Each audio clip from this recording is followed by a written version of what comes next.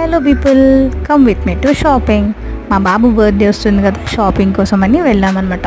Last time షాపింగ్కి వెళ్ళాను, కానీ అక్కడ ఏం నచ్చలేదు. అది కాకుండా మా హస్బెండ్ లేడు, తనకి నచ్చింది నేనేం తీసుకోలేను. సో ఎప్పుడైనా మేము షాపింగ్ చేస్తే ఇద్దరం కలిసి చేస్తాము.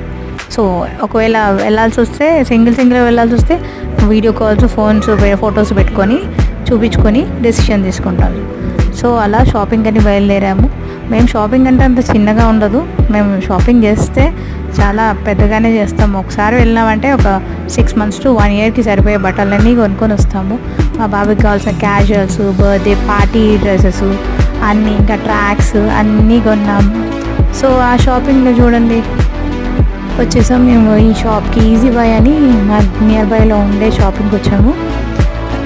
వీళ్ళ షాపింగ్ ఏంటో కానీ దాని మధ్యలో నా షాపింగ్ కూడా అయింది. నేను కొన్ని షాప్ చేశాను అన్నమాట.